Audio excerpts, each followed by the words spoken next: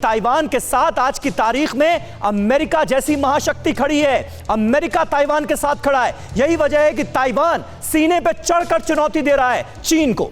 युद्ध के 6 मैदान किस तरह से खुल गए हैं ये आप देखिए, और मन में यह सवाल आपके भी जरूर आएगा कि यह विश्व युद्ध नहीं तो क्या है।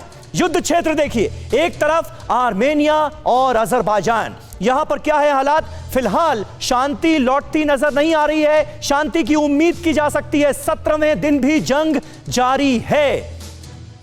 दूसरा मोर्चा कहां खुल रहा है? अमेरिका और ईरान के बीच में। यहां पर क्या है हालात? ईरान बहुत ज्यादा आक्रामक नजर आ रहा है, सबक सिखाने के लिए तैयार नजर आ रहा है। अमेरिका बयानों में कितनी कड़वाहट आ गई है इन दिनों, अगर आप देखेंगे ईरान और अमेरिका के बड़े नेताओं के बयानों को तो आपको अंदाजा होगा इसका। इसके अलावा चीन और ताइवान, यहां तो लगातार टसल जारी है। चीन की टेढ़ी नजर है, ताइवान ताकत दिखा रहा है, क्योंकि ताइवान के साथ आज की तारीख में अमेरिका खड़ा है और चीन की दादागिरी ताइवान में अब चल नहीं रही है जैसा पहले हुआ करता था। इसके अलावा अमेरिका और उत्तर कोरिया, 2017 से यहां भीषण तनाव है। किम की परमाणु धमकियों के बाद हालात बिगड़े हैं, लेकिन फिलहाल जो स्थिति है वो यहां पर थोड़ी बेहतर नजर आ रही है। इसके अलावा 5वां युद्ध क्षेत्र, जिसके बारे में हम सभी हिंदुस्तानी बखूबी समझते हैं, जानते हैं। भारत और चीन के उकसावे से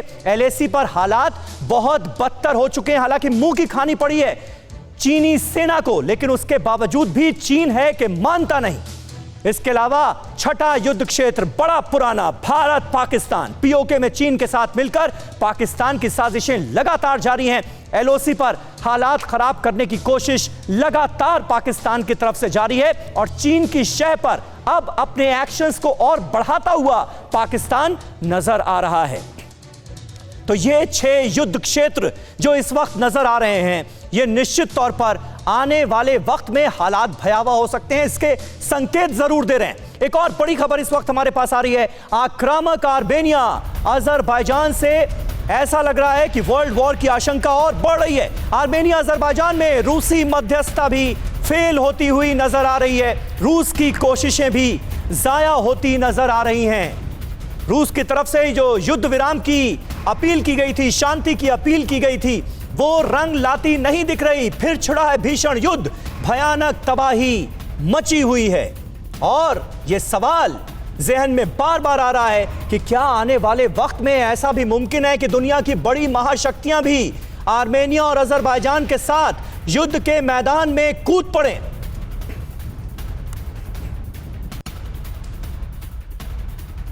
और एक और बड़ी खबर, रूस ने फिर जंग रोकने की अपील की है। अजरबैजान को ना उकसाए तुर्की, यह कहा है रूस ने।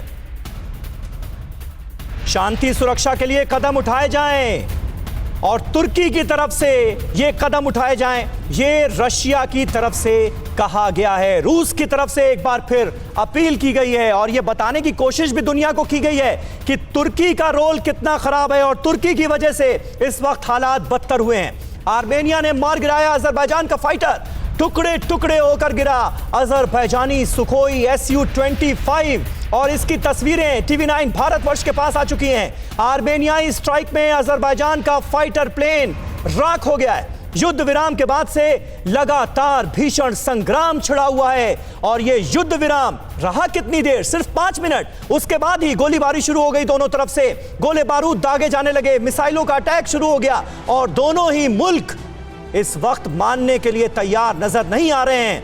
ये ताजा तस्वीरें देखिए, Su-25 के टुकड़े टुकड़े होते देखिए। और हमारे साथ तमाम खास मेहमान बने हुए हैं। सुरेश कुमार गोयल साहब हमारे साथ मौजूद हैं। गोयल साहब, आप इस वक्त इस स्थिति को कैसे एनालाइज करेंगे?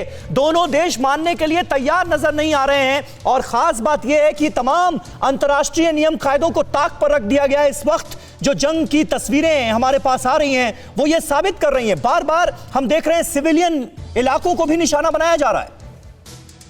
देखिए, अजरबैजान और आर्मेनिया का झगड़ा तो काफी पुराना है, आप जानते हैं ये जी। और इसके बीच में जो है बीच में अभी कुछ 1 दशक पहले भी दोनों के बीच में झगड़े शुरू हो गए थे। सिचुएशन जो है अभी थोड़ी सी फर्क इसलिए है कि टर्की समझता है कि वो अजरबैजान और आर्मेनिया के झगड़े को का इस्तेमाल वो अपनी महत्वाकांक्षा के लिए कर सकता है।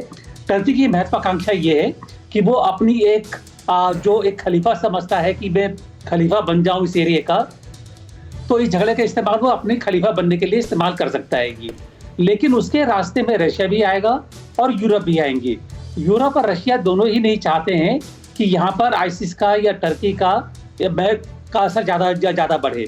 अल्टीमेटली होगा यही कि आर्मीनिया, अजरबैजान दोनों की फाइटिंग कैपेसिटी तो लिमिटेड है, हथियार कहाँ से आएंगे, कहीं ना कहीं से उनको लेने पड़ेंगे। ये जहां उनका ये खत्म होना शुरू होगा, मेरा ख्याल है फिर दोनों एक दूसरे को फिर ठंडा होना पड़ेगा। ये तो लंबा चलेगा, लेकिन मैं नहीं समझता हूं कि ये वर्ल्ड वॉर के रूप में तब्दील हो जाए। ठीक है, उम्मीद यही की जा सकती है, उम्मीद यही की जा सकती है, यही होना भी चाहिए, लेकिन जो आसार हैं वो कुछ और ही इशारा कर रहे हैं।